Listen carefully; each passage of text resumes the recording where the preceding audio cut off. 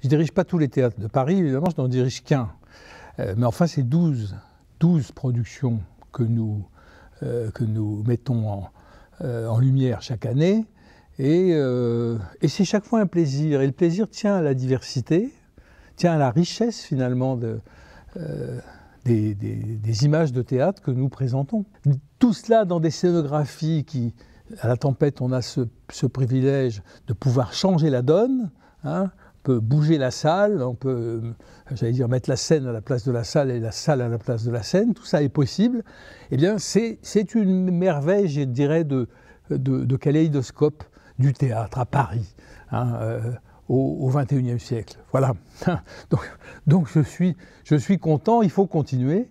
Et c'est pourquoi, d'ailleurs, nous avons préparé la saison 2014-2015. Donc 12 compagnies, à peu près 5 sur 10 sont des œuvres nouvelles, 5 sur 10 sont des œuvres du répertoire ou pièces classiques.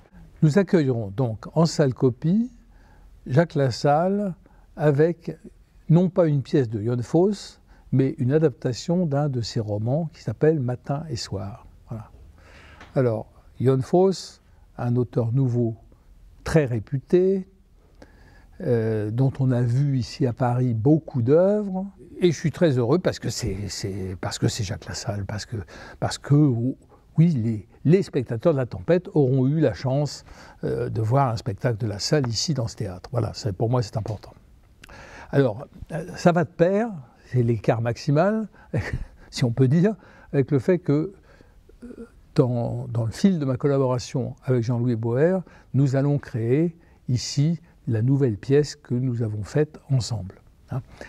Il y a 2 ans, c'était Bug.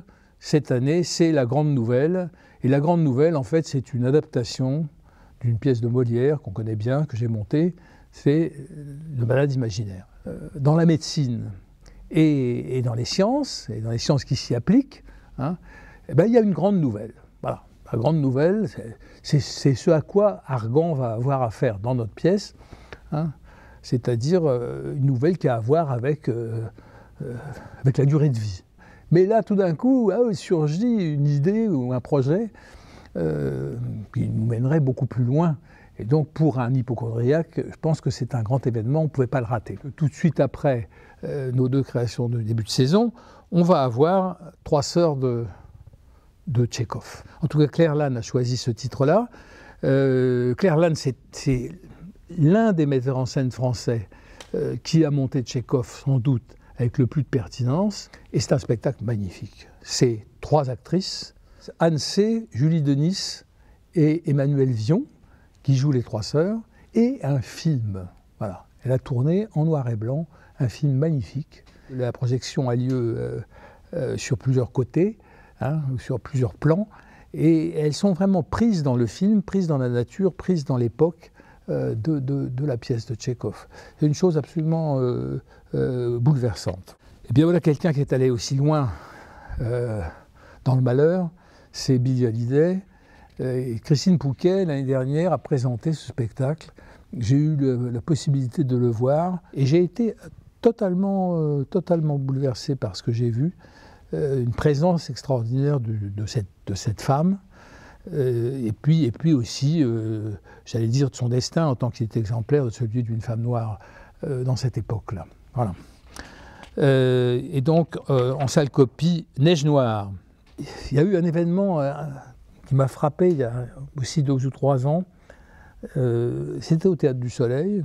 Je vais aussi dans les théâtres de la Cartoucherie. Et alors, c'est le grand cahier d'Akota Christophe par une metteur en scène qui s'appelle Paola Giusti.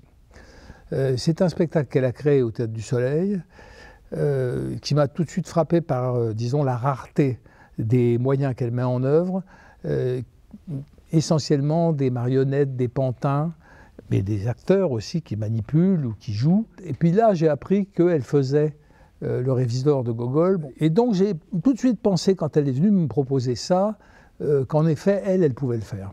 Hein, le thème de la manipulation étant un des thèmes principaux du Révisor, qui manipule, si je puis dire, hein, avec les marionnettes, il y a quand même une correspondance qui est intéressante. Vous savez, on a une collaboration depuis maintenant quelques années avec un collectif qui s'appelle le collectif Drao.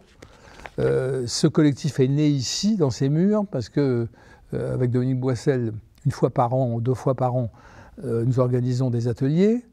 Or, dans un de ces ateliers, sont trouvés quelques acteurs qui se sont reconnus en quelque sorte. Et cette année, ils sont venus nous proposer donc un beau projet avec un texte de Lucas Barfus. Je ne me trompe pas, c'est ça, Lucas Barfus, qui est un auteur suisse-allemand.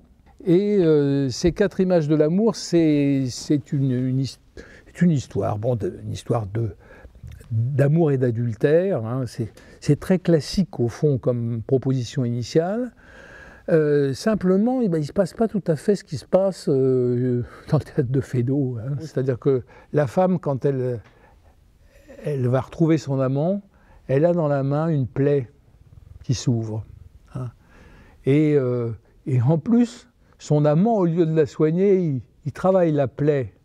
C'est la manière dont le texte métaphorise l'amour et la souffrance, si je puis dire, c'est très très singulier. Jean-Claude Fall, donc Retour d'Afrique, vient me parler de Tête d'Or avec un groupe d'acteurs maliens, dans un état d'enthousiasme extraordinaire. Bon, alors il y a un croisement évidemment très intéressant là, c'est Claudel et l'Afrique. Donc, le fait que les deux plans se rencontrent dans le projet de Fall, c'est finalement l'état, les empires de ces temps archaïques, quoi. Et donc, il me semble qu'en effet, il ne se trompe pas en ayant eu ce désir de nous présenter Tête d'Or dans cet univers-là. Et il y a quelques mois, enfin 2 ou 3 mois, c'est peut-être très récent, je me suis trouvé accepter la proposition de monter en Guadeloupe une pièce d'un auteur sud-africain qui s'appelle Atoll Fugard. Et finalement, moi, je m'optais vraiment pour ce Bousman Helena, qui est donc l'histoire d'un couple en souffrance et qui au fond nous représente les conséquences intimes de l'apartheid. Le théâtre et puis le répertoire et puis les poètes, c'est d'une richesse inouïe et c'est fascinant. Je référerais là bien volontiers à une pensée de Jouvet qui dit « Metteur en scène, c'est l'admiration et l'amour. » Voilà. Oui, c'est bien, je crois, pour un metteur en scène d'avoir cette vertu, si je puis dire, ou ces vertus, d'être capable d'admirer et d'aimer. Voilà. Et pour ma part, oui, évidemment, les pièces que je monte, que je décide de monter, ou que je décide de choses comme La Grande Nouvelle, par exemple, où avec Jean-Louis Boer, on se met à la tâche pendant 1 an, 2 ans, 3 ans, ça fait 3 ans que ça dure. C'est parce qu'on est possédé qu'on est capable de le faire. Bon, mais au milieu de ça, j'essaie de garder, ça c'est important pour le directeur du Théâtre de la Tempête, c'est de garder les yeux ouverts et ma curiosité à vif.